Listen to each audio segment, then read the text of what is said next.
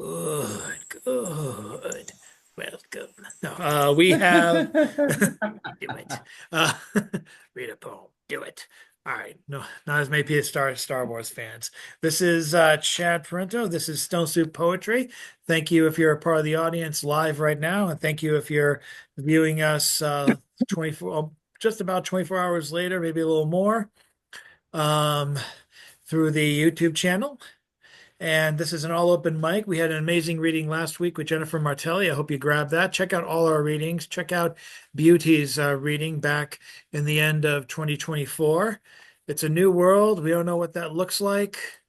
Checking out all the videos. TikTok is back. God help us. We may not want it anymore after the night that the CEO and Trump had to get it back. But that's neither here nor there. We are here now through the magic of Zoom, which last I checked, Elon Musk does not want. Or if he does, he wants to disable all the recording functions. Anyway, let us go to the wonderful open mic tonight. The Remdinator 5000 is feeling ornery and wants to mix things up. I'm assuming it's a he. That might be presumptuous. But the Remdinator has picked for our number one spot, and there is always a number one spot when online open mics and the Remdinator are concerned. Rich Boucher, pull up a glass and tell us a poem. Thank you, Chad. Thank you so much. Chad, by the way, thank you so much for doing this.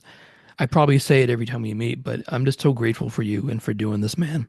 One day we'll meet, and I'll be glad about that. So I Definitely. just, I I just love wanted would to love say to that. hear your Milford stories. The most ornery I ever got over there was the Skate Palace, which isn't even there anymore. Wow, I don't think I would ever hear the Exactly. phrase skate palace ever again. My memories of trying to dance or skate with the girl I liked in high school to Gary Newman's Cars in Skate Mm. Palace was a fond memory. Um, Okay, so here's the poem, unrelated to that girl, that song, that skate palace. This poem is called Shanna McCullough.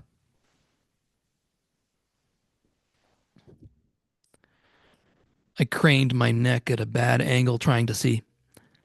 We passed the rustic drive-in on the way home, and if I timed it right, I could see a little bit of the big screen as we drove away from it. That's how I found out the drive-in showed adult films.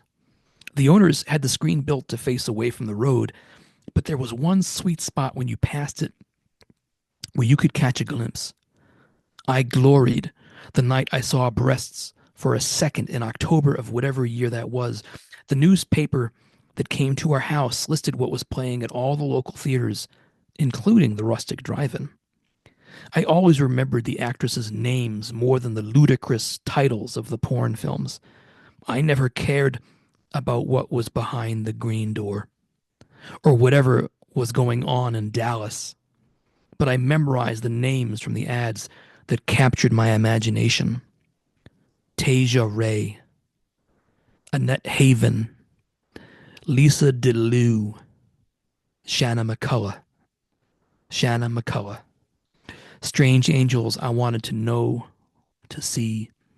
The newspaper would sometimes even print a headshot or two of the actresses that featured in the adult films. The shot of Shanna's teasing look in one of the ads obsessed me. This was the same year I inherited the old and small black and white TV and put it in my room.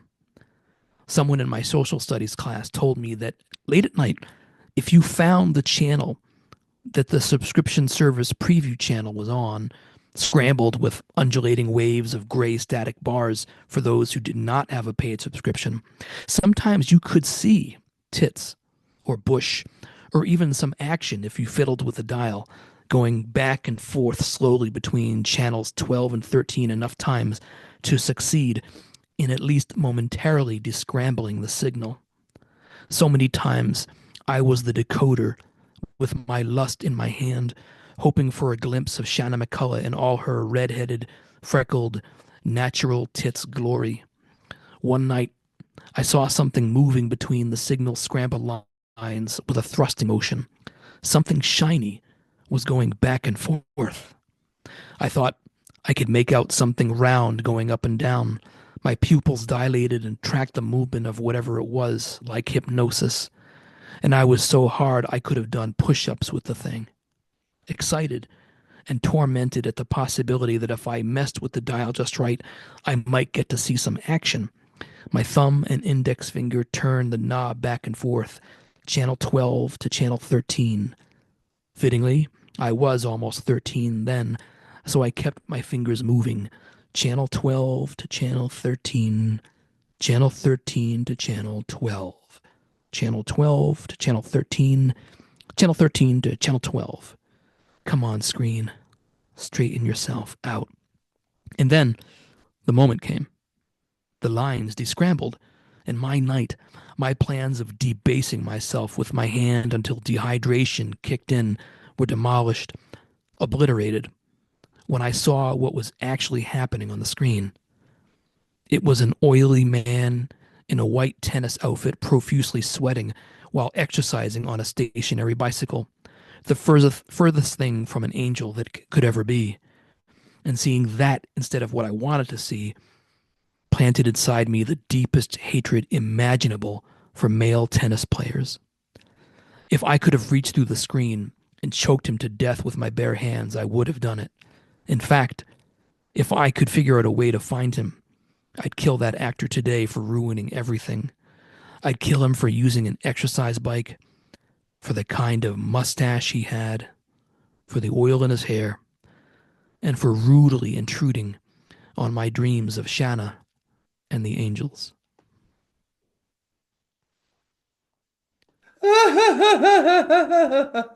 By the way, uh, true story, Oh, wow. completely true story. The Woonsocket Call, the paper that was published out that way, used to actually publish the listings for what would play at the Rustic Drive-In. Mm, that's hilarious. I worked for the Woonsocket Call 2 summers as a cub reporter. So it's all 6 degrees. It all goes back to Woonsocket and Milford. God help us. Let us thank you so much for that. I was born in Woonsocket, so I know of where you speak. Yes. Oh, yes. And you probably know about the Franklin 500 too. I'll have to touch base with you later about that. That's something I don't know. I will tell you. And I had it. Yeah, it's amazing. Maybe I'll say it later, but maybe another time. Okay. We have enough about Worcester County lore as it is tonight. For now, Let us go to Eric Nelson. I haven't seen you in a while, sir. Welcome.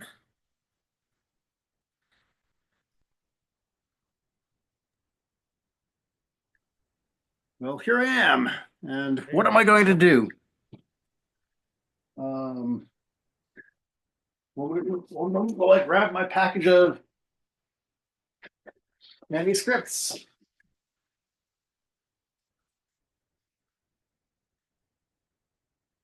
I take something from the vault at random. When the COVID lockdown happened, I started to reorganize my piles of old poetry and ended up disorganizing them instead. So let's see what I find.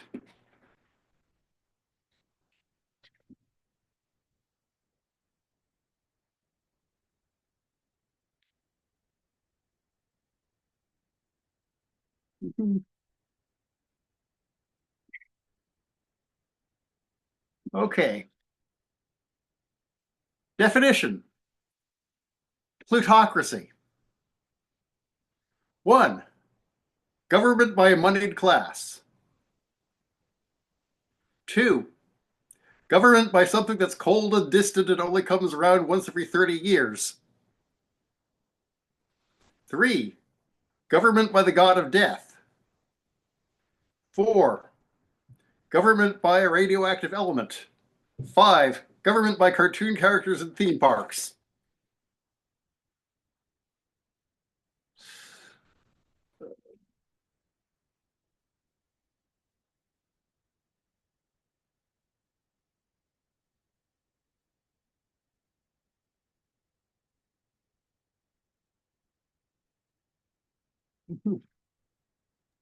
I hope you have one more.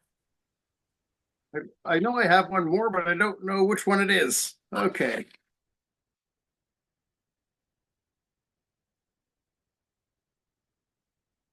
Mhm.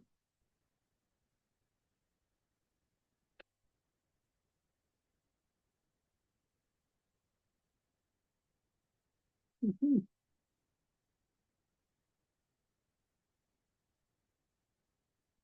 Shuffle, shuffle. Sorry.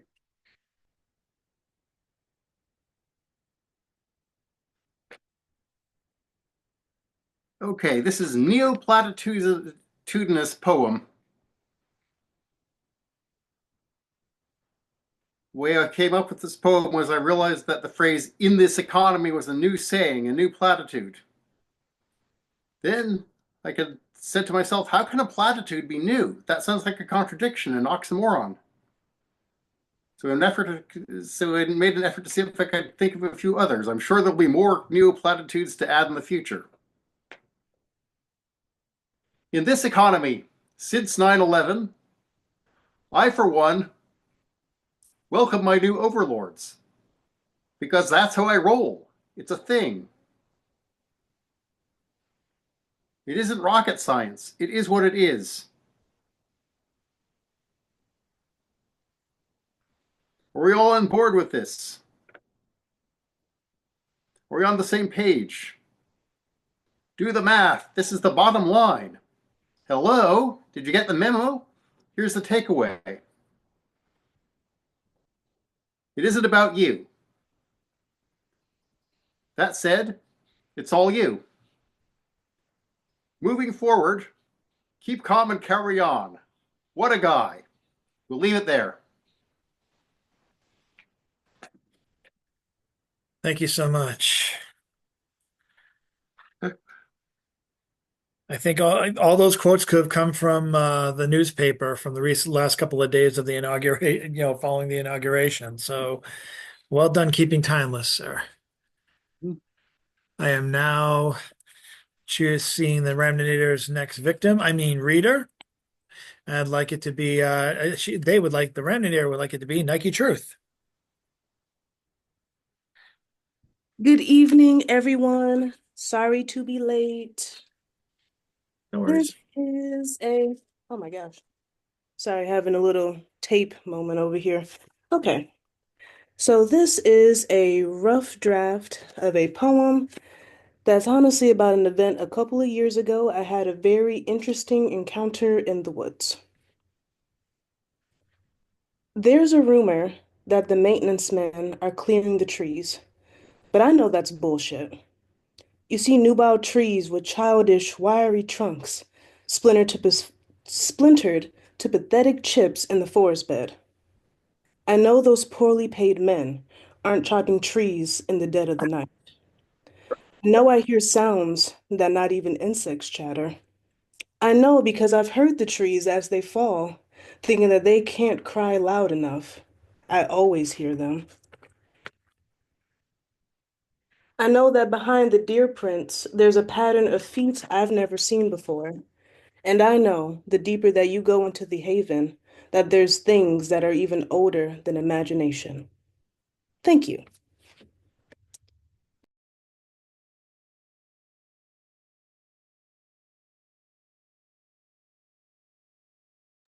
Thank you, Nike, and bravo. And up next, let's welcome up our poet of Three Rivers. You can check out my poem from Monday on oddballmagazine.com called Donald Trump Jesus the Return. I wasn't even sure what I was going to write, and it's thanks to the artist who dropped off some ideas at my in my inbox. I was able to get the poem done because I had stopped the Donald Trump Jesus poems back in 2020. I said I'll never do it again because I feel my words give him power. I will depower him with my silence. Boy, I sure showed him. But I decided to start it up again. I'm glad the artist who came back with me on this is continuing to do good work for Oddball and do good work for Stone Soup. And here he is now, Mr. Richard Spizak, the poet of Three Rivers. Thank you so much. As always, an honor to be in this August company, even though it's January. And of course, everything old is new again. This is a little piece called Making Greenland Grape Again. Returning to it again like a long lost friend, we brought up vineyards from the Indus Valley. We've hired a bunch of homeless locals to stage a rally. We'll be planting a hearty vintage along the icy coast where the North Atlantic whispers off the ice-encrusted shoreline, or so we'd like to boast. We offered employment to the local population, although we're not entirely certain of the contingencies and requirements of the local operation. We've announced $1 million investment on paper, to be sure, but the vineyards and the brewery we're pleased to suggest the local reindeer will endure. The frozen tundra nearby will prove no doubt entirely fertile on the fallow, untested, albeit rock-strewn ground, or so we've been assured by our ag manager, a gal named Myrtle. The proliferation of several varieties of lichen add a picturesque splash of color to the varieties of gray landscape that we fully expect to double. We anticipate next December for our groundbreaking effort. We've rounded up some Hogwarts migrants who will launch the project. This bunch has impressed us all as clever. We'll be performing laser-guided drilling with a brand new AI foreman, but the locals are undergoing formal cyber training, or at least the few that are willing. The literate among them will make up the clerical staff, but there's insurance forms to process and punch cards to load, so I'm not quite prepared to laugh. We'll be handing out hundreds to passers-by. This can be easily explained pretty soon, my friends. You'll know. We'll tell you by and by. We've been giving large bills to children and the wandering homeless, it's true. They've often found us enticing, and the work is quite exciting. Besides, many of them will be of voting age, or so we do construe. We see bountiful vineyards, a beachside flourishing, hotels, and a thriving tourist trade, and as they relax, they'll enjoy a festive rainbow parade, and that's the facts.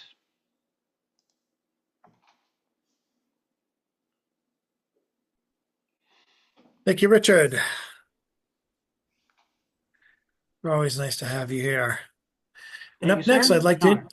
I would love to introduce, as a sneak peek, if you will, you've seen their work on Oddball. If you read the Christmas War segments, you saw their work on Stone's Throw, the last two issues, both the Aim for the Thoughts and Prayers issue and the Unalive the Algorithm issue. Not content to rest on those laurels, they'll be our feature this coming February at Stone Soup Poetry. Let's welcome up, just for a taste of what's to come, Ari Whipple. Yeah, I'm really excited to do the feature. I've been pulling together poems for it, and I'm really excited to do it. So yeah, I'm really excited. Um, I have a couple tonight. I was digging around as you guys were talking in the beginning, and I was pulling some poems that I hadn't read before. I have one I want to read. It's called Charred in the Driveway. There's nothing for me here, and I don't know why I come except to make myself extraordinary and full of displeasure and grace. There's nothing except deep cuts and burns within the tug so deeply to the flesh. My wounds are wandering. The woman burned leaves in her front yard, and I decided it was somehow tragic. I couldn't place it except when, where, and how. Wasn't like the cross I remembered, which looked so much worse in appearance to remnants charred and horrified in the driveway. Thank you.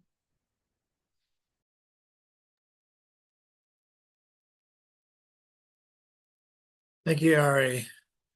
And much more of that to come. By the way, I sent you your package, by the way. I owe everyone who contributed to Stone's Throw a color copy if they can't print it themselves. For those who did contribute. What else? I think that's it for the announcements. I am accepting submissions for the Democracy Benefit issue. One or two of you have already submitted. So, and hopefully the Stone's Throw contributor copies will go out once I have enough time to work a certain computer that may or may not be at my job to print out the said color copies. Up next on the open mic, I would love to welcome up Mr. Bill Lewis.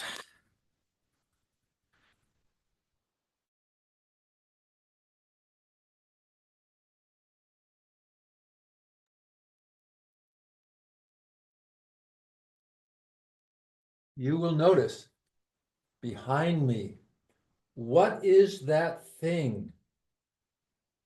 That, my friends, is a door, a back door to my porch. I now have a back door on my porch, and pretty soon I am going to even have one of those handle thingamajiggies which will keep it closed. How cool is that?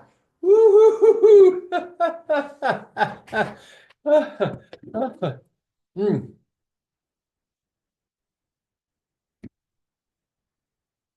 Sir, may I have permission to share my screen?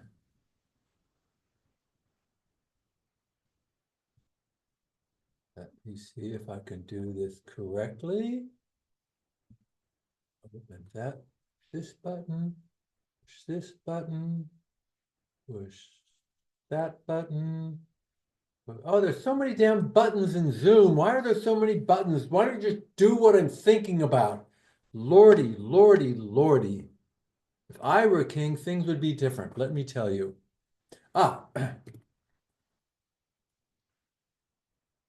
you may or may not recall, our heroine, Fran B, has had trouble in the hive being too contumacious. She is too questioning, and she has been driven out of the hive, sent out into the world on her own. And so I need a Fran B. Is there a volunteer to be Fran B, Robert? Do you know anyone who would like to volunteer to read the part of Fran B? I'd love to be Fran. It's my And- dream. And I need a water skimmer. Water skimmers are very spacey little beasts. They skim, skim, skim, water, skim, skim, skim, skim, skim, water, water, water, skim, skim, skim. So if you can do that, you would be a great water skimmer. Is that John Wessex volunteering to skim? I will skim. Okay, and everyone else, you will have your opportunity when the general part for skimmers come in, and you can all just yell skimmy stuff.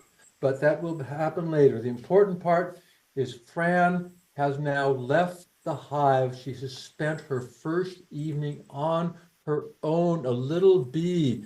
She was just about to graduate from school, and here we go. Where are we? Teacher has just said to her, now fly. The next morning, for the first time in her life, the cold, damp morning air felt good to her.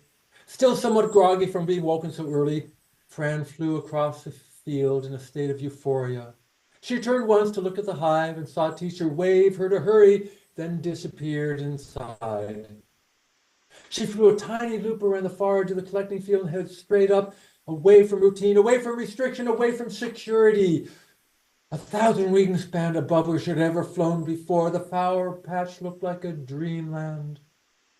Free, she told herself, then flew loops and rolls while she was like a baby. The combination of freedom and made her giddy. She continued to dash about in her frenzy. Then she saw a bird flying a short distance away and dashed for cover. Freedom wasn't just going to be fun. The vast majority of insects she saw seemed busy with some kind of important work or another. These she avoided and settled on introducing her to herself to some bugs she saw playing on a large pond. Hey, I'm Fran. I'm a bee. What are you? Skimmer, skim, skim, skimmer, skim, never stop, always skim, skimmer, skimmer, skim. I see. You skim. Who are you? What you do? Bit of this. Skim, skim, skim, like skimmer, skim, skim, Lisa skim, skimmer always win, ha ha ha ha. I am Lisa Skimmer Skim. As the skimmer talked, she continued to skim wildly across the pond surface, never stopping for a moment. Fran was buzzing back and forth, trying to keep up with the skimmer. But why do you always skim? be no skim, skimmer with skimmers faster than the wind. Skim, skim, skim, skim. Stop! Just for a moment. Let me talk to you. The skimmer freezes, staring at Fran. I just want to know about you. What do skimmers do? Do you collect pollen to do you? Before Fran could register what had occurred, Lisa was gone. A tiny wave spread outward from where she had been. Well, what happened? Did she get? And now everybody, you're all skimmers. Read the skimmer part. Cacophony. Skimmers, skimmer, always skim. Skimmers always win. Skim, skim, stupid Lisa. Stupid Lisa, eat skimmer. Poor Lisa, dead Lisa. Ha ha ha ha ha. Fran, it's your call. How can you say that? Don't you care about your friend? Do you fish always? Just gobble down skimmers? He ate Lisa. You joke about it. Lisa Skimmer saw Lisa Skimmer dead. Lisa Skimmer, stupid Skimmer, lose her head. The skimmers all take off along the shore, laughing the entire way. And here we shall take a break.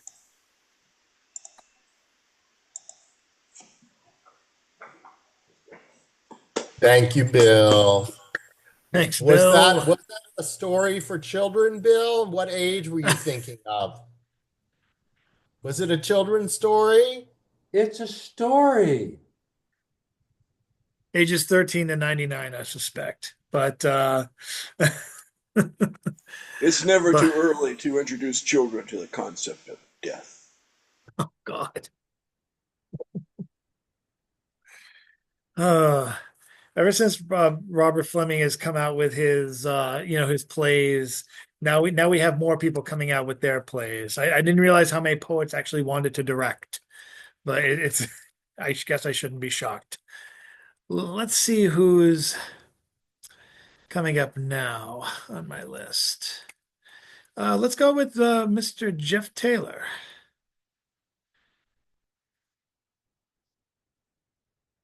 Hey, Yes, Chad. sir. How you doing? Hey, thanks for having me here. I got some new short poems.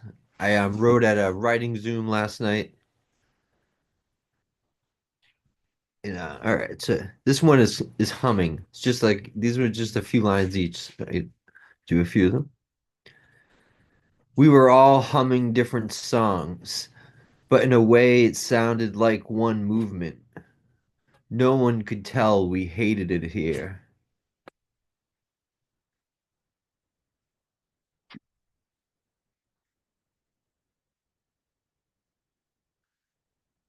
The crowd opened like a can of beans. I spread them on my toast like my grandmother taught me. It's something I can't stop doing.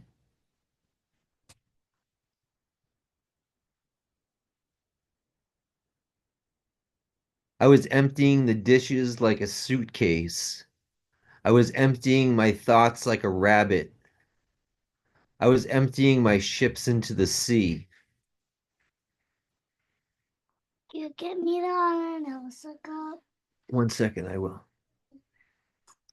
The TV is flushing itself down the toilet. The voices are swirling together like some big shitty reverb. This is the best it will get.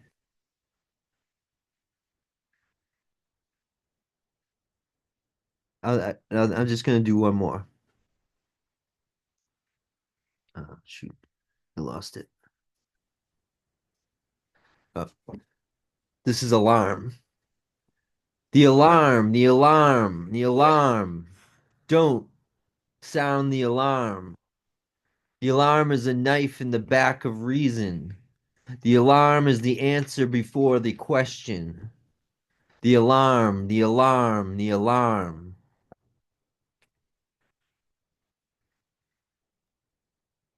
Some short ones I did yesterday. Nice. Thank you so much, Jeff. Thanks. And let's see who we have next. Still have a good, well-rounded night tonight. Some big shitty rumor. Let's, sorry, looking at the comments. We are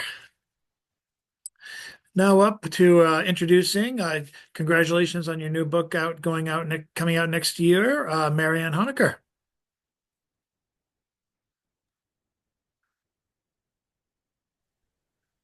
I'm still doing my golden shovels. This one is a golden shovel using Ted Kooser's poem number 81, After Years. My Tin Heart. Air is off key, sky the wrong pitch today. An exertion of white charges in from the north. Ambivalent as jelly, a blank mood hordes in from a distance. There's a white cat on my sill, hoping I will let it in. Angels descending I saw, each one no bigger than a tear. If you are at the edge of my moonscape, walking, I'll shun sleep. I'll sweep the stars away. I'll make a clean, hard path for you. Myself and myself are bitter company. Without delay, ride the road's broken sea. I'm a walnut, uncracked, awaiting the boot's sound. The crunch will send my insides spilling. The day is unforgiving and glittering. Shadows rearranged to become your face. I wait to our oneness breaking, as of a path plowed brown through the snow. Love, a hopeless concept that calves like a glacier. A car that skids into a snowbank, I slid into the pure white dream. Hope I gave in to. I gave a set of silverware in the night sky, velveteen shirts, yearning of sea. Dogs have always followed me, and an eagle I imagined. I read the ancient words. They live like flames. Wisdom of the oak stored in concentric rings I gazed and fell away from. I fell down. The mossy ground, in this fable, grew over my bones. If the oak measured the air of the Cumberlands, if it shifted truth from mere fact, if it sifted truth from mere fact, holding only the holy, and its leaves only the rusted red of dead passion, then a tree can be a saint. Love's by the handful falling in fall. I pluck the orange out of the red and yellow. In the language of leaves, this means I'm lukewarm. I gave blankets and sheets, one with a knife hole slashed through in aged anger. I gave a dictionary of the old speaking. Now I am a woman. Now I am throwing confetti scattering over the sidewalk, over the corn silk of a bride's veil. I'm a star near to Nova. I'm the eye of the goddess, her end in sight. She shines, screams like doomed chickens taken up by their feet. I have now looked into sidewalk cracks, down to dirt and up to the pregnant clouds. I've sold wisdom for a penny. No one wants it really. Another age is gold. All should be instant, easy, love, wisdom, the sky's door. I'm at a patient age now, loosening, letting the clock natter on, willing to ford other rivers, to stand in the shallows, side and side forgotten, and wait. I am a flame, impermanent my burning, the stored thoughts.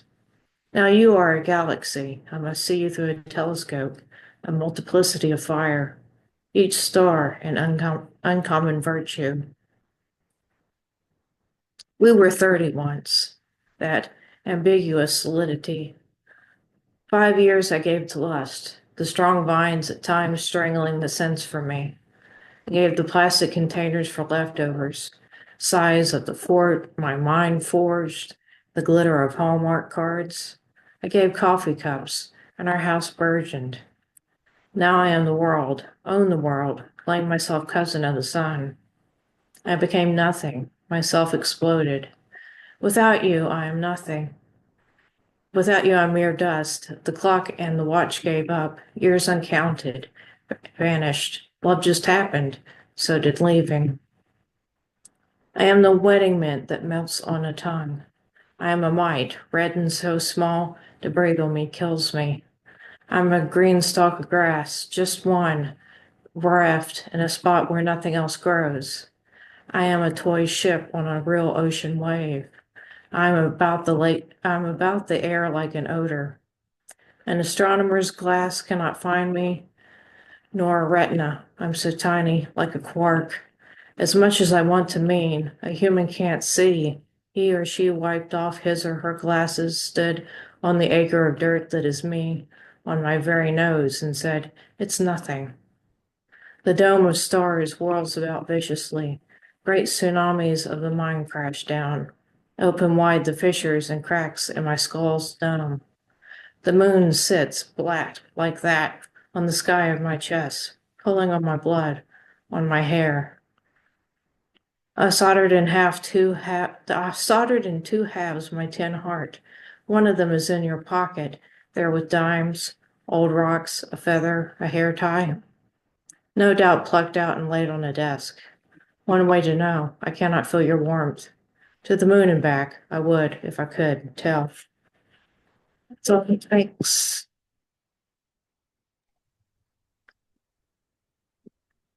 Glad you could make it tonight, Mary.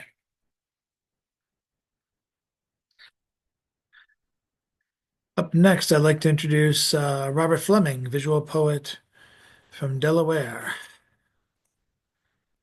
Good evening. I'm Robert Fleming. I'm going to be welcoming back the Stone Soup players for tonight to be reading a classic scene from a classic movie. And I hope that people remember the movie The Graduate. It was about Benjamin Braddock, who graduated from college, who is depressed about his future. Ben is young and naive. He has an affair with a sexy older family friend, Miss Robinson. Tonight we will be reading the meeting of these two characters. This is a scene from the movie where they first meet. Another scene, and this is the scene where Mrs. Robinson helps Jonathan commit a indecent act. And so we have two characters, Mrs. Robinson, the older, more experienced woman, and Jonathan, Benjamin, the younger, naive man. Do we have some volunteers who would like to do a cold reading of those? I'm young and naive. So you'd like to be Ben? I'm young and naive. Bring it on. Wonderful, wonderful. And do we have someone who'd like to do a cold reading of Mrs. Robinson, the older, experienced Mrs. Lupo, you're woman? trying to seduce me. I could do think Mrs. Ari did a Robinson. Great job. Ari, yes. Wonderful, wonderful. So I will That put was- on the screen. That was a pretty the smooth scene. move, John. Pretty good for a younger, naive man, huh? And I will be reading the stage directions. So we will start at line 36. Mrs. Robinson is in the hall of the sunroom. Oh man. Here we go. Would you mind walking ahead of me on the sun porch? I feel funny about coming in a dark house. But it's light in there now. Please. Ben turns and walks down the hall. They enter the sunroom. What do you drink? Bourbon? Look, I drove you home. I was glad to do it, but I had some things on my mind. Can you understand that? Mhm. She nods. All right, then. What do you drink? He looks at her. Benjamin, I'm sorry to do it this way, but I just don't want to be alone in this house. Why not? Please wait till my husband gets home. When's he coming back? I don't know. She pours herself a drink. Drink? No. She hands him a drink. There is a Are you, pause. are you always this much afraid of being alone? Yes. Well, why can't you just lock the doors and go to bed? I'm very neurotic. She turns on the phonograph. May I ask you a question? Ben looks at her. What do you think of me? What do you mean? You've known me nearly all of your life. You must have formed some opinion. Well, I always thought you were a very nice person. Did you know I was an alcoholic? What? Did you know that? Look, I think I should be going. Sit down, Benjamin. Mrs. Robinson, if you don't mind my saying so, this conversation is getting a little strange. Now, I'm sure that Mr. Robertson will be in here in a minute, and No. what? No. My husband will be back quite late. Look at each other. Ben is half standing. He should be gone for several hours. She takes a step toward him. He puts his hand up and retreats around the other side of the chair. Oh my God. Pardon? Oh no, Mrs. Robinson, oh no. What's wrong? Mrs. Robinson, you didn't expect, What? you didn't really think that I would do something like that. Like what? What do you think? Well, I don't know. For God's sake, Mrs. Robinson, here we are. You've gotten me into your house. You give me a drink, you put on music. Now you start opening up your personal life to me and tell me your husband won't be home for hours. So? Mrs. Robinson, you're trying to seduce me. There is a pause. She looks at him. Aren't you? Like, no, I hadn't thought of it. I feel rather flattered that you... Mrs. Robinson, will you forgive me for what I just said? It's all right. It's not all right. It's the worst thing I ever said to anyone. Sit down. Please forgive me because I like you. I don't think of you that way, but I'm mixed up. All right, now finish your drink. Mrs. Robinson, it makes me sick that I said that to you. Well, forget about it now. Just finish your drink. What is wrong with me? Have you ever seen Eileen's portrait? A portrait? Yes. No. Thank you. Let's end the scene there. And that was the meeting of Mrs. Robinson and Ben in the movie The Graduate. And that movie was originally released in 1967 and was directed by Mike Nichols, who won the Academy Award for Best Director for his direction. I want to give a shout out to both of them for killing it in their roles, especially Ari just cutting loose with the seducing action. That was so good. Yeah. Yeah. I'm gonna need a cold shower after this reading. Oh dear. I know I broke out in a sweat. We're back. And are you going to Scarborough Fair?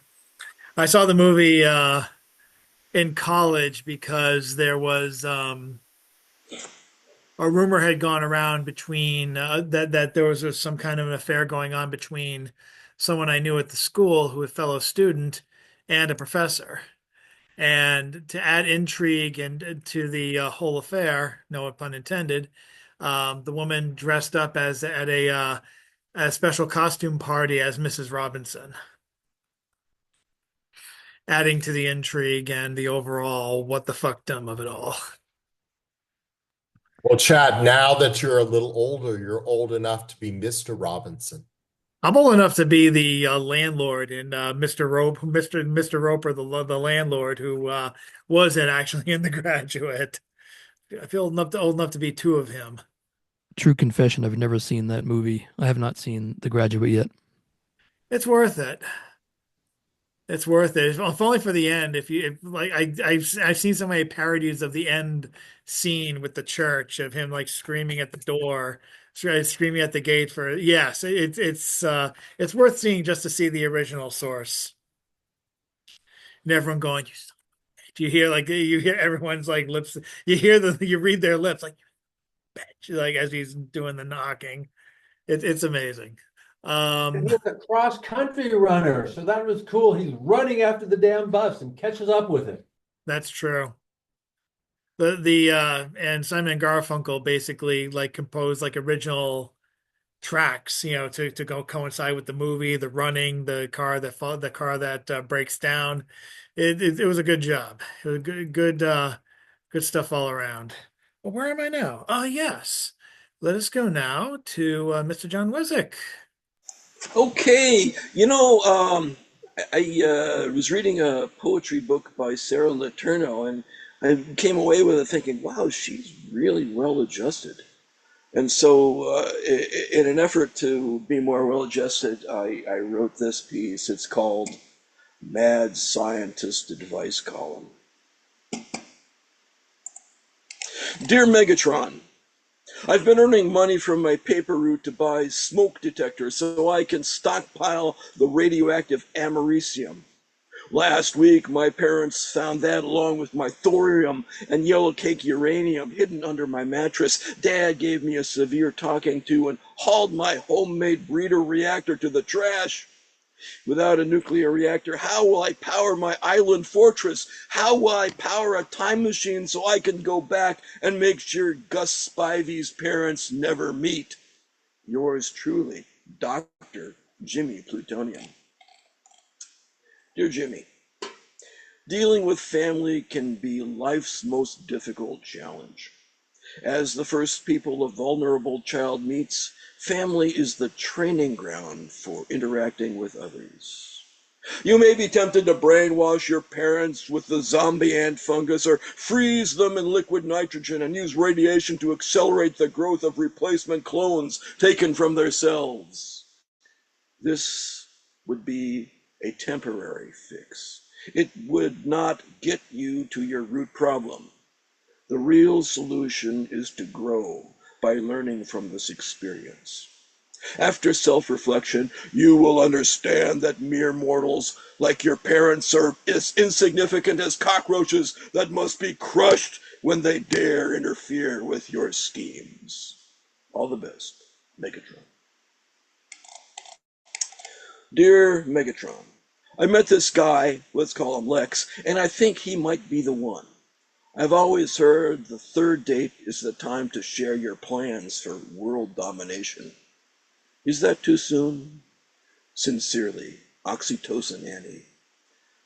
Dear Annie, to be young again.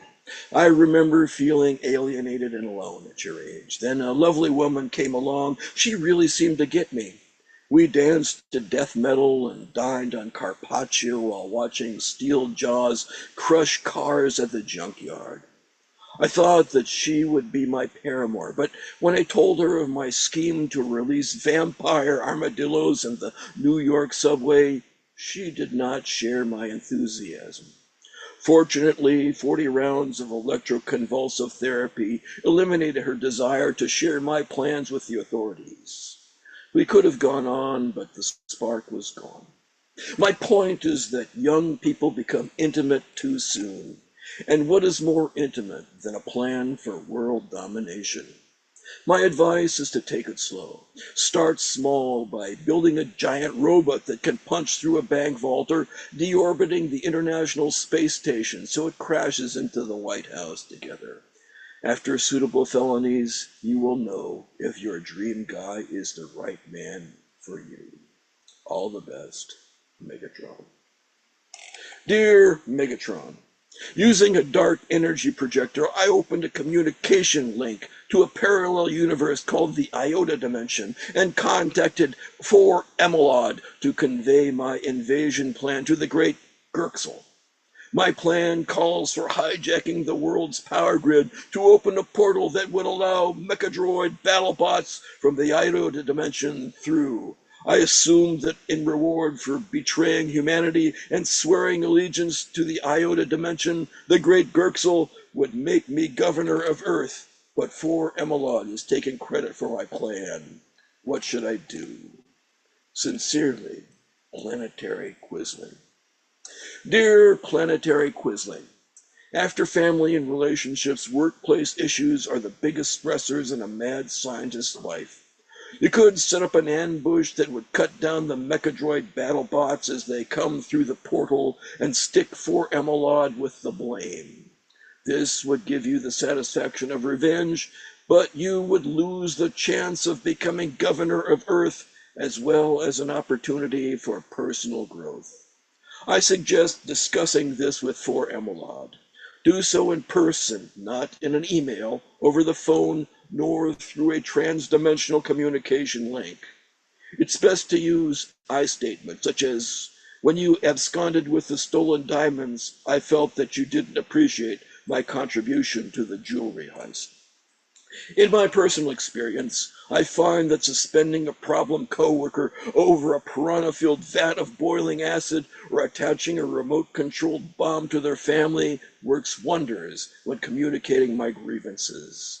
Above all, remain professional. If the one-on-one doesn't work, consider contacting HR. All the best, Megatron.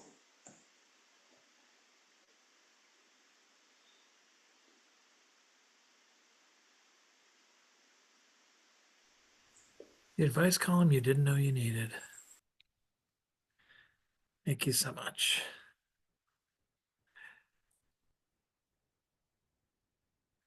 And coming up next are to finish the first round of the round robin.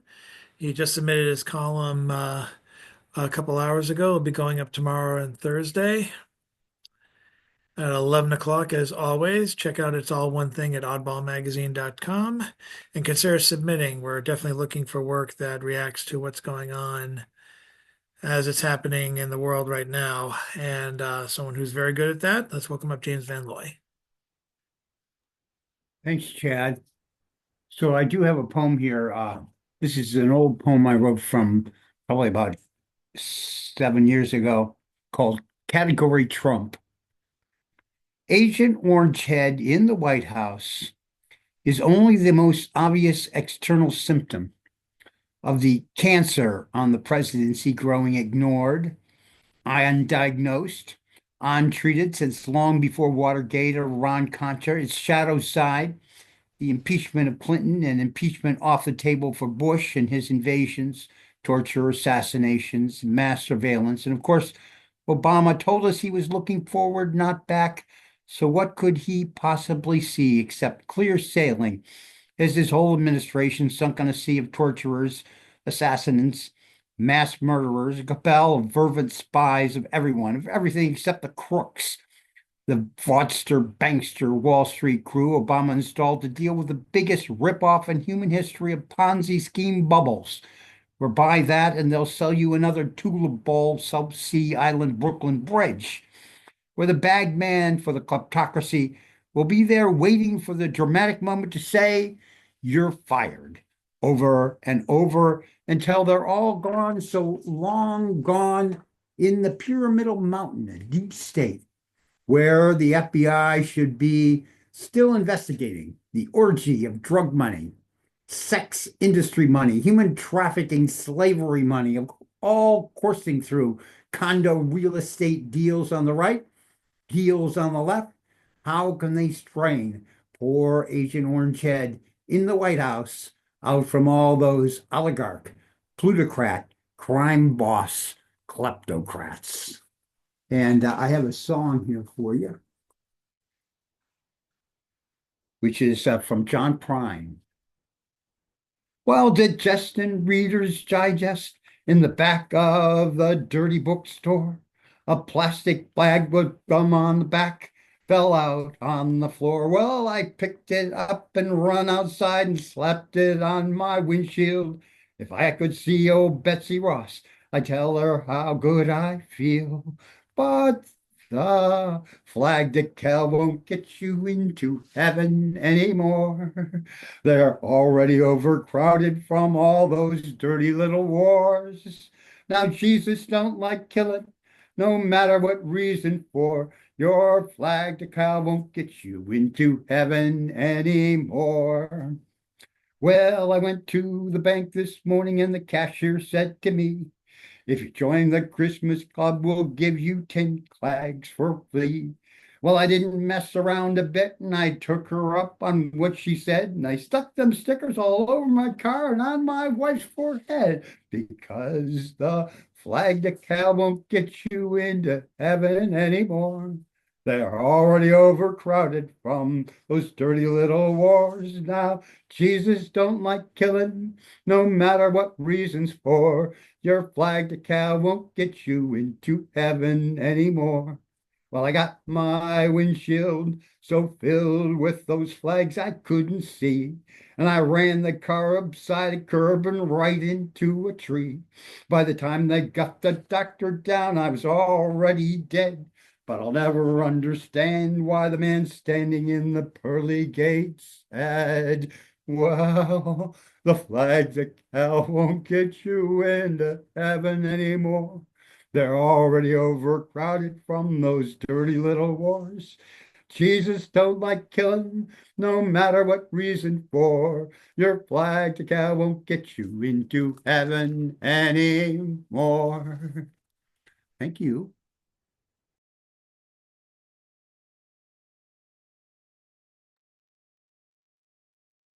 Thank you, James. And with that, we go back to start, pass go, collect 200 smackers, and go back to the beginning with Rich Boucher to start off the second round of this round robin. Thank you, sir. This poem, I am grateful to say, got published in the June 2024 issue of the Fixed and Free Quarterly. And the poem is called A Day in My Imagined Life as a High-Rise Window Washer. Scene 1. On the 73rd floor, a wicked gust of wind rocks my platform, and I drop a bottle of deionized water and soap down to the street below, all the way down to normalcy, and through the window, after steadying myself again, I find an old, white, liver-spotted executive in a suit I could never buy, talking to a younger man, a man my age seated in front of his desk. I witness in silence. I can't hear anything, but body language is bright red everything, and by the way the younger man looks to be pleading and then crying, I can tell this is a firing. Another gust comes and tries to kill me from up here, but fails. And I almost laugh at my dumb vanilla luck until the guy getting terminated happens to look over and meet my eyes with his. And I sort of wish the company I work for would have told me I might have to see awful things while I make the business world a little cleaner. Scene 2. On the 60th floor, I'm scraping bird shit and soot from the window of a woman's office. I can never hear conversations, even though people think I can. But peering through this new window, I just know that the woman, a beautiful brunette with crows where her eyes should be, is only giving half her attention to whoever's on the other end of the line. Because as she's talking, she's also distractedly masturbating under her desk, left hand moving with insistent rhythm between her open thighs and over her trendy black leggings. Her hips tilted just a bit up and forward, and the platform I'm on suddenly trembles. My equilibrium's wobbly. I don't have a leg to stand on, and she goes faster, either unaware that I can see, or maybe she's long since given up caring, and she and I have that in common. She's thrown her whole arm into it now, setting the phone on its side on her desk, but I can't hang around. I've made her windows as clean as they need to be. I can file all this away for later. Did you know that we are timed on how many offices we do in an hour? Scene 3. I'm cleaning the windows of the corner office on the 42nd floor. I can see half of a frosted angel's food cake and pink and blue paper plates left on a long oak table in an empty room. Someone had a birthday today. A man walks into the room and sits down at the table. He puts his head down to cry. I can see his shoulders shake and heave as he weeps. I rap my knuckles on the glass to get his attention. I want to tell him that there's people out there who care, that whatever it is will be better tomorrow. That's when he produces a gun from his pocket and brings it to his temple. Everything happens too fast nowadays. Scene 4. Looking down on the traffic 81 stories below, I see the monochrome Morse code of the rooftops of cars as they shuffle and switch positions on the overcast avenue, and the immediacy of my potential surprising death comes on like a violet chill all over my skin, under my harness and my clothes and my soul. I am abruptly overcome with gratitude that the senses of wonder and joy I possessed as a child died long ago. A child should never be allowed to wonder or to know joy. These things are lies, and it's the job of the grown-ups to prepare the children for what the world really smells like. The cars down there are so tiny from up here, and that means that the people in those cars are even smaller, and that means that they likely have no idea that I'm up here, and I am abruptly wishing that I was hit more as a child, smacked around more, slapped in the face more, bashed against the wall more, because I would have been more ready for the world, and I would have been ready faster than the rest of the 4th grade, and I could have skipped being naive completely. And when you're up this high, over the rush hour that never ends, you're constantly, ceaselessly, always imagining people screaming stupidly as they watch you fall to your death. And you're constantly, ceaselessly, always imagining that you'd be able to hear those screams on the way down somehow. But I know me enough to know that if I heard someone screaming as they saw me plummet down to my instant doom, marinara sauce on broken glass, I would tell them to just shut up and relax, because everything's a part of the cycle of life. Yes, even dark human blood on the sidewalk, and some people were just never meant to be. And look, see what I have done? I missed a window of that office over there, and now I have to go all the way back and try to do a better job, because I know I will hear about it if everything isn't perfect.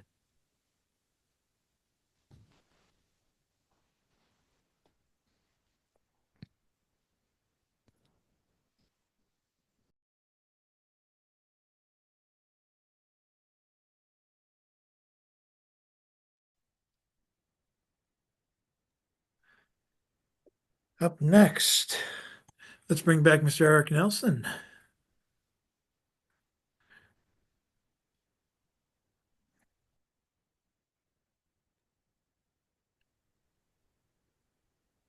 Oh, oh, there he is.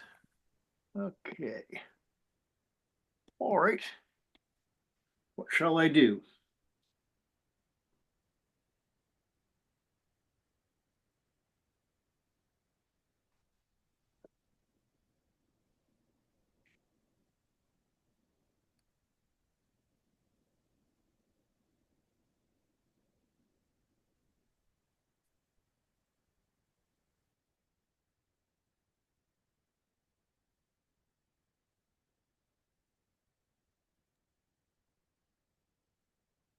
Hi, Chad. Hi, Ari. Here we go. Hi, Bill. This Hey. is called Head of an Unknown Man. Bob's here. Yeah, So just in time to hear you. Okay. So this poem I'm going to read is called Head of an Unknown Man. My cousins have the head of an unknown man under the stairs. And this is a thing that is not to be taken literally. Like, do you have Prince Albert in a can? Or a skeleton in the closet? Or there's my last Duchess hanging from on the wall.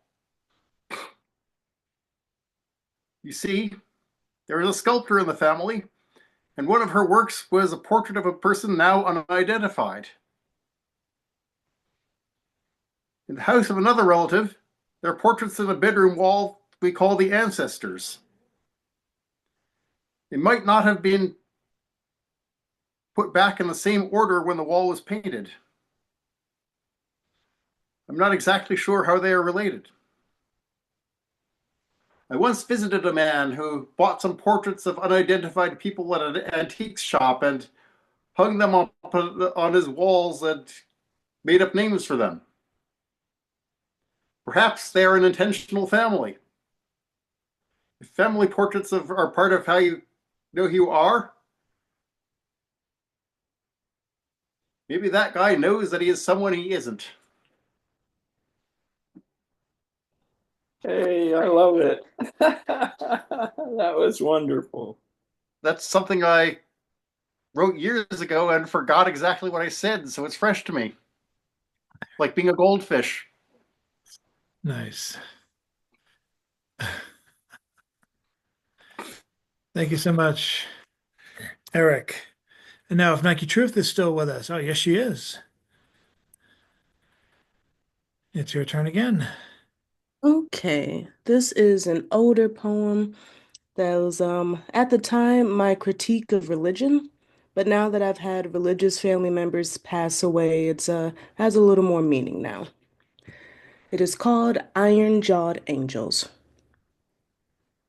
I think your robes are too magnificent for this heathen, but your loyal servants never show mercy.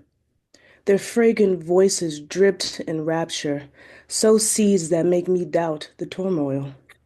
Their restless tongues beg for the blood to be wiped from my eyes.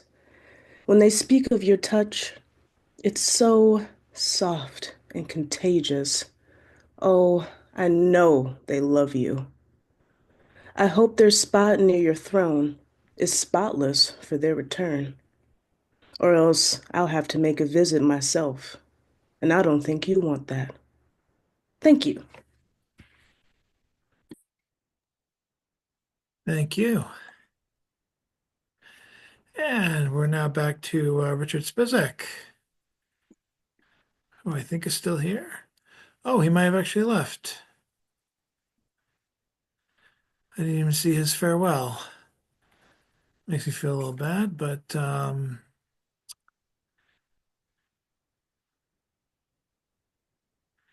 I guess we will move now to Ari Whipple, another sneak preview of her feature in February. Yeah. I've got a couple. So my idol, David Lynch, died, and I used to write a lot of poetry about David Lynch because I have feelings wrapped up in David Lynch. I love David Lynch a lot. So here's one called Quiet Riot. On the edge of here and forever, like standing in space on the edge of a black hole or waiting at the edge of waves at night with wind blowing in your face. It's a mountain of time when the brain is built for such misery, and I'm trying to put it all together. Don't you love me? I think as he disappears into the void again and again and again and again. My head, my heart, my body, my soul. Nothing makes sense. People weigh in that have no business, but how nice of them to show up. But it's all quiet, quiet, all along my head now, as it should be.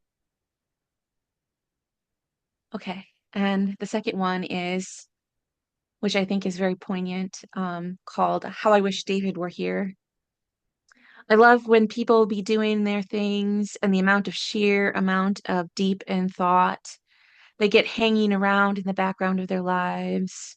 I'm a person who waves at boats, and I may be a crime against humanity. I can feel the hunger building up inside of me.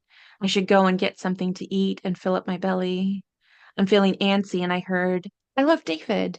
And me too. There's part of me that wishes he were here. I was always right about that, right, David? It was a casting in my heart, reality that loves everybody loves David, and how I wish he were here. How I wish he were here. Thank you.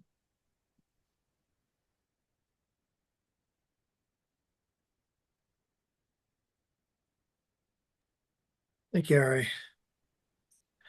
Bill Lewis is up next, or up again next. More play? Let's find out. Okay, here we go. I believe that we are now in need of two most excellent insects. I need a philosophical spider. Airy, do you feel philosophical? You seem a very spiderish person. It could be a spider. Very philosophical spider now. It could be a philosophical spider. I can do it. Oh, most excellent. And I need a fly, a greedy, hungry, nasty fly who gets the worst of everything. He's just trying to make a living, but people kind of discriminate against flies. Who would like to be a fly?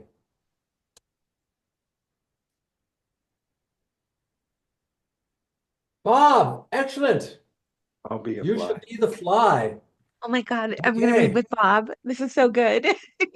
Oh, yes, yes, yes, yes, yes, yes, yes. And of course, we still have Fran, our Om la la la la la.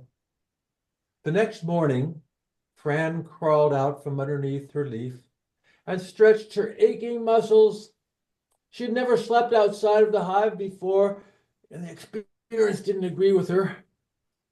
The rising summer sun warmed her through, and she looked forward to the coming day. She ate the rest of the honey, then flew idly, though cautiously, through the trees, deciding what an explorer should do. Skim down. Do. The buzzing caught her attention as she spotted another insect slightly smaller than herself, wandering aimlessly through the trees. Hi, I'm Fran B. Who are you? Oh, wait. No, Fran B. Fran B is Robert. Oh, Robert, sorry. Oh, you're B? Oh, you're B? Why are you here? You're not supposed to be Okay. alone.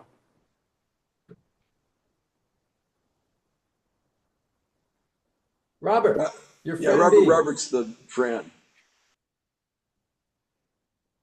Are you there, Robert? I don't Yes. know. Oh, okay. I think I'm Robert. Do you need me, Bill? Yes, I'm expecting you to be Fran B. Okay, where are we? Okay, at the top of the page there. We'll start there. Hi, I'm Fran B. Okay. Hi, I'm Fran. Who are you? You're B? Why are you here? You're not supposed to be alone. Well, I left my hive. This is C. I don't know what to do. I've never been in the forest. I want to meet other insects. You're a fool. Anyone who would leave a safe source of food to go fly around the forest should have her head examined. You should go back and leave me alone. Can't. Been kicked out. Oh, stupid bee. If you get kicked out, you deserve to die. What do you want from me? Nothing. Talk to someone. Bull. Well, you're just after food. That's what you are. You're going to follow me because I can smell sugar better than you, and then you're going to steal it. I wouldn't. I ate it. I can only eat pollen from flowers. Flowers around here? You can make food from flowers? Well, will you give me some if I show you where there are some flowers? Yes, so. Hard to do. Can't you collect pollen? Dear old friend, no, we poor flies have to eat each other's leftovers. We can't do anything for ourselves. I mean, you're so much luckier than we are. Okay, if you'll... Let's go make some food. I just got a whiff of something very sweet. I've never smelled that before. Candy? Where? Fly takes off toward the sweet fragrance at full speed, knocking Fran out of the way. Wait! Fran hurries after the fly. She slips under a maple leaf. She comes upon a horrific sight. The fly is stuck in a web, and a large black spider is climbing down the web towards him. Stay back. I'll sting. Juicy little bee, yes, come and try to sting me. Save me! Save me! See her do anything. Just save me. Oh, yes, save him. Save the poor little fly. Save your friend. No. You're trying to fool me. Clever, brave, juicy little bee, you're so far from home. Why don't you relax? I can make you feel so good. I'll sting. Sting and you die anyway. Yes. Yeah. Yes, you've got nothing to live from. You're an outcast. You're going to die anyway. I'm a good, proper fly with a future. Outcast. Oh, really?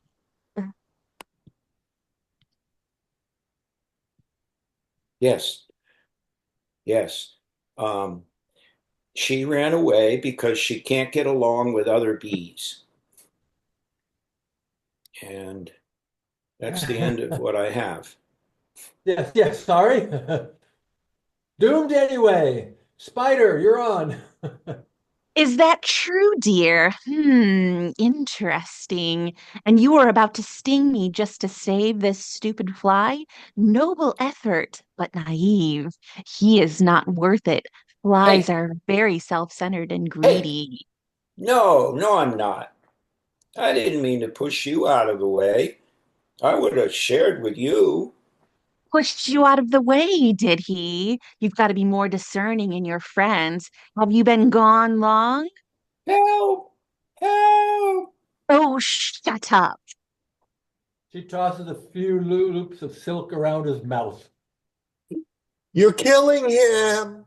Of course I am. Spiders have to eat too, you know. I have no qualms about eating flies.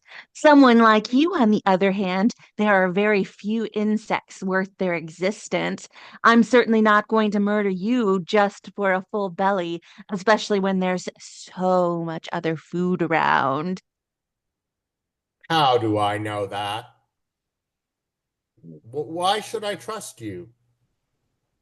Any more than the fly. Heavens, you shouldn't. By all means, keep your distance and tell me about yourself. I'm not going to sit here and talk to some murderer. Darling, I can't make honey like you. I can't eat candy like Mr. Fly here. I have no choice. If this fly really is a friend of yours, I'll let him go. Is he? No, Hey, that's no reason to let him die. Better than me starving to death. Better take a seat and talk to me. I may be able to help you in your search. I'm not searching. Yes. Why should I talk to you? You just want to eat me. Of all the insects you're going to meet, I'm the least likely to eat you. Yes, sure, I eat bees if I can catch them, but I already catch as much food as I need. I'm someone who can afford the luxury of being as interested in others. You're on a quest, Fran. You're on a quest to understand the world and yourself, explore and learn all about the world. Never half trust an insect. Either be willing to die for them or assume they want to eat you. Take care in your travels and come back and talk to me. I want to know what happened, and if life proves too much, return and I can at least make your last days seem happy. Although I hope I won't be the case. Now go. Bravo! Bravo! Oh, that was wonderful. That was incredibly well done. You guys are geniuses. Woo! Bill, you wrote such a beautiful monologue for the spider. I'm into spiders. And the fly was perfect for me because it enabled me to let out my my hatred for people and also my curmudgeon. So it was wonderful, and I could do it in the context of a character. So it's obviously nothing about me. And what a marvelous spider. Oh, you were just what a spider should be. Yeah, great spider. Yeah, Flies definitely. always dream of being caught in your web. Oh, oh, oh. Moving forward. Thank you. It was a great honor. Thank you. We will learn more on a later date. Okay. And up next, dear Lord, Mr. Jeff Taylor.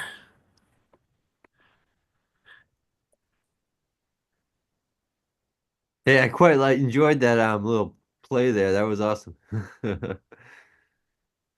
So I get a few more short ones from my writing session last night. The Wi-Fi is lapping at my brainstem. The Wi-Fi is tracing my hand with its hand. The Wi-Fi whispers into my ear while getting undressed. The Wi-Fi strokes my ego. The Wi-Fi climbs a tree so it can see while I sleep.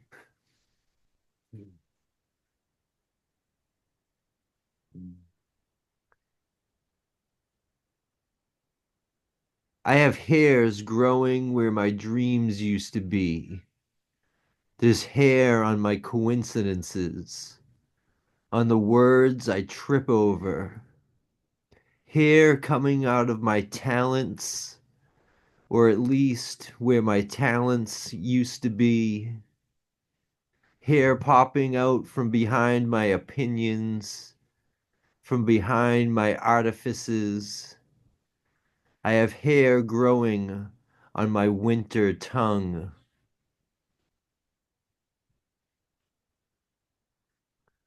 And just one more short one. When I went out for the mail, there was a dog waiting on my porch. I thought he wanted to change my electrical provider, but he told me he imprinted his soul onto mine. Later, I caught him peeking into my window. I quickly jumped into a squat, dropped my drawers to take a dump while looking directly into his eyes. He didn't look away. That's it. Thanks. Thanks, Jeff. And Marianne Honecker is up again.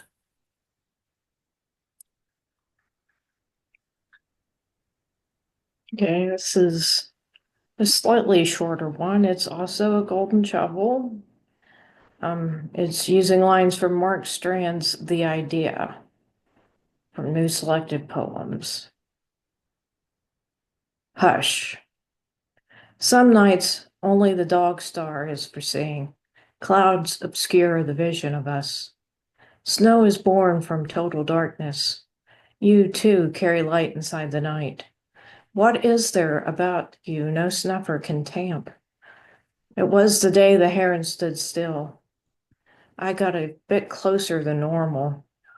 Often I wish to slither among the tree trunks, unseen, to close in. A bird, a moment I can possess. I keep it inverted in my eye. Sometimes the dogs are so close. There is nothing I can do but stand still, sniffed, beyond my knowing of odor, be accepted. The dog star is the brightest. We in the world are pulled by it. We look up. We are we, one in the seeing. Now I wish I knew what I was then. We are Adam, beyond, breathed into dirt. We are more than ourselves. I drank to open the door to beyond, a saint of Bud Light, Blessed mad dog, our 2020, the hush, that's its power. Every subatomic particle to twitch into existence, just imagine, has a twin. They flicker, they are something or nothing. We scoff, but nevertheless, no one escapes the forest. None step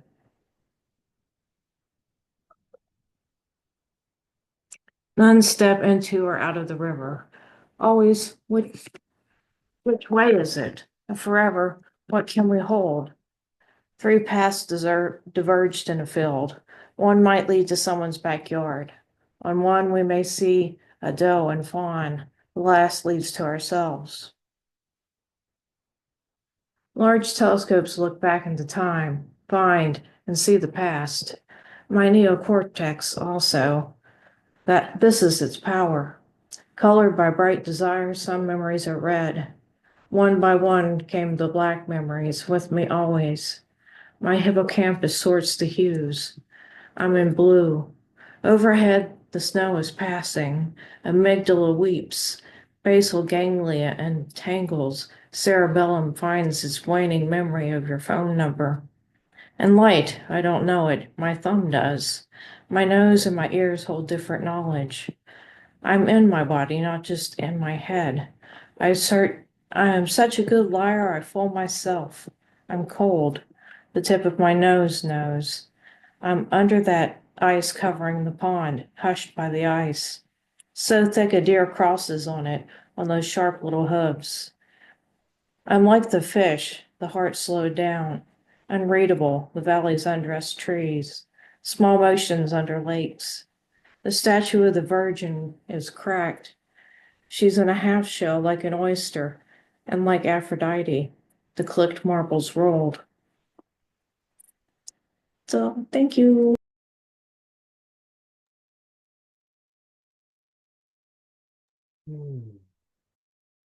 Nice. Up next is the return of the visual poet from Delaware, an aspiring Thank you. director, former screenwriter, or joke writer, Mr. Robert Fleming. Good evening, and I'm bringing another reading opportunity for the group. I thought another very fun scene to do is the meeting of the two primary characters in the Shakespeare play, The Taming of the Shrew. It was written by Shakespeare in 1590. It explores courtship, gender roles, and expectations. It's set in Padua in Italy, and the play follows the courtship of the strong-willed woman Katrina, known as Kate, and her suitor, Petruchio. Let me bring up the scene. So we need two players. One is Petruchio, who is the suitor of Kate, and the other one is Catherine, who is being suited. So I'd like to have two volunteers. Who would like to read Petruchio? Why not? Thank you, Rich. And then we need a Catherine.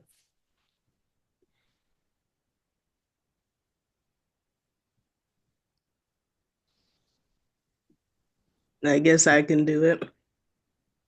Thank you, Nike. So let's start at the top with Petruchio. Why? What's a movable? A joint stool. Thou hast hit it. Come, sit on me. Asses are made to be bare, and so are you. Women are made to bear, and so are you. No such jade as you, if me, you mean. Alas, good Kate, I will not burden thee, for knowing thee to be but young and light. Too light for such as swains as you to catch, and yet as heavy as my weight should be. Should be, should buzz. Well, tailing, and like a buzzard. O slow-winged turtle, shall a buzzard take thee? Aye, for a turtle, as he takes a buzzard. Come, come, you wasp. I'faith, you are too angry. If I be waspish, best be aware of my sting. My remedy is then to pluck it out. Aye, if the fool could find it where it lies. Who knows not where a wasp does wear his sting? In his tail. In his tongue. Whose tongue? Yours, if you talk of tails, and so farewell. What, with my tongue in your tail? Nay, come again, good Kate. I am a gentleman. That I'll try. She strikes him. I swear I'll cuff you if you strike again. So may you lose your arms. If you strike me, you are no gentleman, and if no gentleman, why then no arms. A herald, Kate? Oh, put me in thy books. What is your crest, a cock's comb? A combless cock, so Kate will be my hen. No cock of mine. You crow too like a craven. Nay, come, Kate, come. You must not look so sour. It is my fashion when I see a crab. Why, there's no crab, and therefore look not sour. There is, there is. Then show it to me. Had I a glass, I would. What, you mean my face? Well aimed of such a young one. Now, by St. George, I am too young for you. Thank you. That was the introduction, the first meeting of Petruchio and Kate in William Shakespeare's The Taming of the Shrew.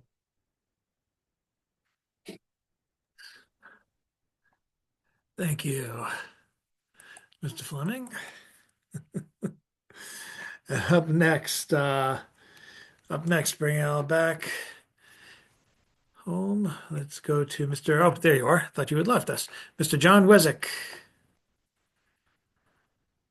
Oh, wow. You even got me the unmute button. Okay.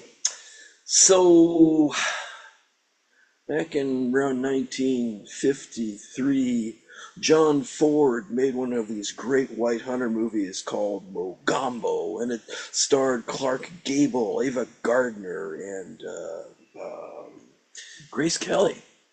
And, you know, the title Mogambo, you know, they say, oh, it means the greatest. Actually, it was just a made-up word. So anyway, I wrote a parody, and it's called Mogambo. Baobabs moon the sky as crocodiles peer through periscopes and roam cantaloupe on the banks of the Zambezi. Deep in the rhinoceros grass, a capybara and a slouch hat spots a rare two-horned triceratops' spoor and motions to the great white hunter.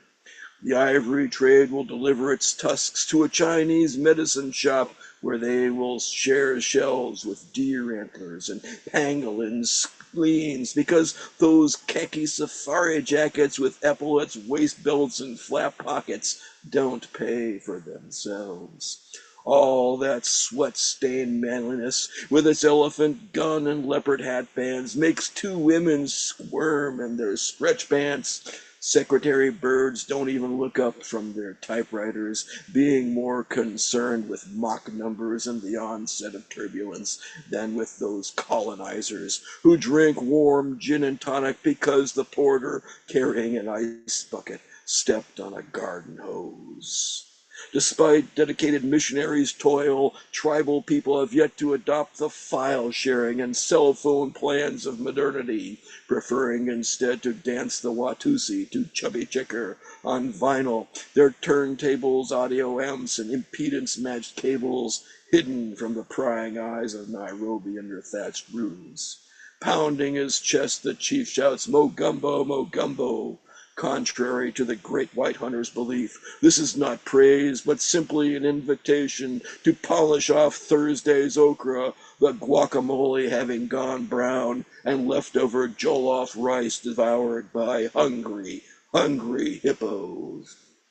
with little interest in trigonometry, the dark continent refuses to declare the love triangle scalene or isosceles. Whatever its hypotenuse, tough guys will pour whiskey on bullet wounds, colonoscopy fish will startle unwary flamingos, and pith helmets will fall like naga hide from swaying tuk-tuk trees.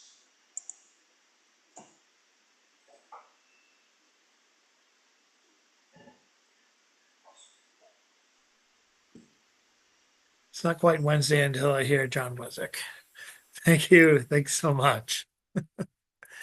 And I am very pleased to welcome the final reader in the round robin, closing out the second and final round, taking it back to Mr. James Van Looy. Tell Jan we said hi. Sorry she couldn't make it. Thanks, Chad. Yeah, she just had to go and help somebody. She's doing her retired nursing routine. So this is a poem called The Oude Man met Almsbos, which is the old man with an alms box.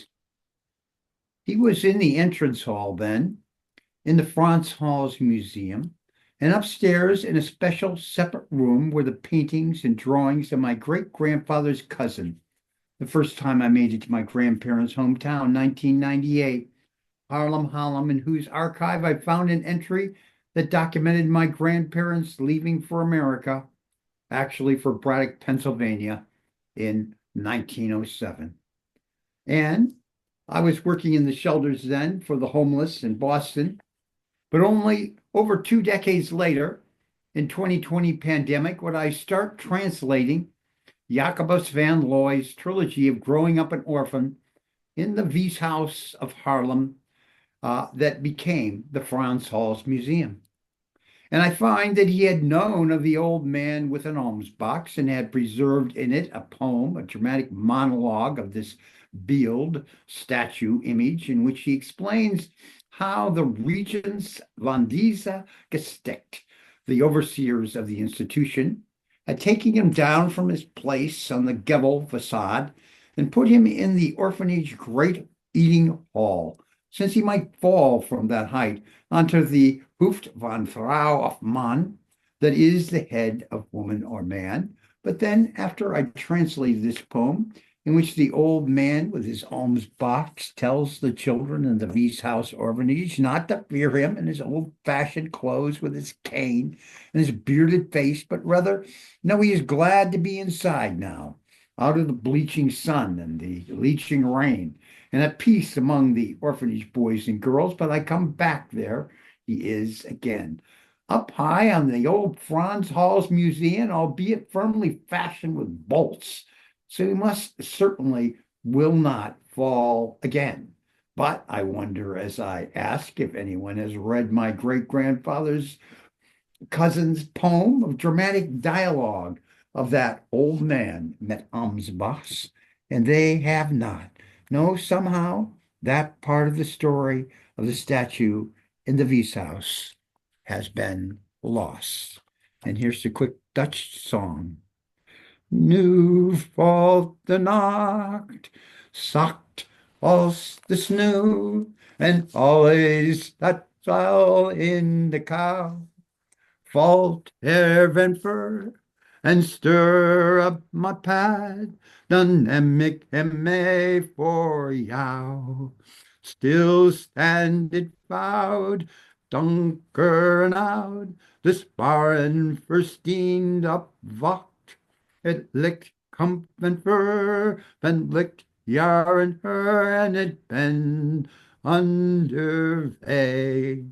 Nu is de nacht, zacht als de sneeuw, de hemel altijd zo blauw. Ik draag een sturf en ver in mijn hand, ik ben onderweg naar jou. And I really like this line, die sparen versteend op wacht, which is the spruces were petrified in watch. On watch. Thank you.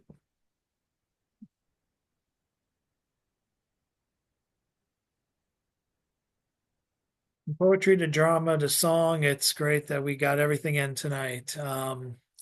Looking forward to more Stone Soup All Open mics, just as I'm looking forward to features, and there will be more being announced.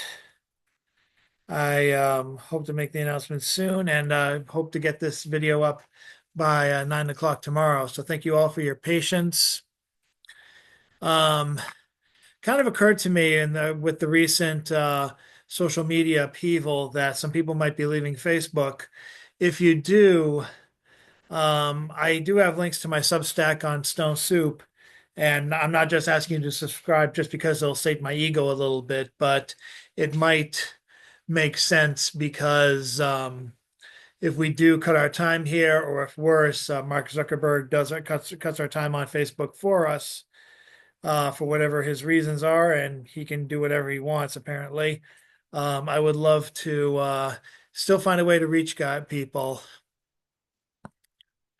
And of course, Ari just pointed out that you can always keep Messenger even if you don't want to visit Facebook. So try and keep a bridge of what's going on. And of course, I have websites in the Stone Soup site where you can easily get the links as well. I would just hate for everything to disappear one day and then we have nothing, which is kind of what happened for a couple of times when Facebook went completely down, and it was, refreshing in some ways, but then I realized how few people I actually know how to contact through even just regular email, let alone telephone and pen and paper. So try and keep in touch, make decisions wisely. It might be the fact that there's no true pure way to go. I mean, just ask anyone about Substack and the problems that they've had too. It's not enough to make X blush, Elon Musk blush, but there is stuff. So you got to pick your poisons and choose the evils that you work with. I'm on Blue Sky and I have like 3 friends there, so Well, Blue Sky is actually picking up, and I'm pretty confident that I was shadow banned a long time ago on X, just because like the only people who would comment or even like not even comment, but just like my posts were like 3 consistent bots. And I'm like, this is bullshit. And I think you can look up John Wesick by his name and on Blue Sky and get him very easily. Just as I like think you can Mastodon myself. What's that? I like using Mastodon myself. Yeah, Mastodon's not too friendly, and plus it doesn't look like it'll ever be accepted by my work. And sometimes I have to check Facebook at work, and that's a necessity. I use oil of Olay on myself. Oh, okay. And moving on, but just basically saying don't be strangers. Lots of weird stuff is happening. People have reported weird changes. People have been forced to follow Trump and Vance on Instagram. They've had them added, so just do a little research. Keep your. I don't even have my. I block my work on Facebook. Like and elsewhere. So I protect myself normally. Anytime a new doctor comes in, I immediately search them and block them. But they join a list. Of esteemed, well, God, I've been on Facebook for over a decade now, so it's an esteemed many. But just to let you know, I am out there. So if something happens, if there's an upheaval, you at least know where to reach me and how you can get regular contact. And let's all stay together for the year ahead, for the very uncertain year ahead. And by the way, Nike, if you could email me or just private message me, because I can't seem to find you on Facebook, and definitely want to contact you later with a question. And with that, we do the obligatory wave. Let this not be the final goodbye. Come back next week, and more will be announced in the coming. Welcome to the scary new world as of this past Monday. And keep yourselves alive. Take care of yourselves. Take care of somebody else if you can. And we'll see you next time. Show's over. Have a good Thanks, night, everybody. folks. Take care. See you next week.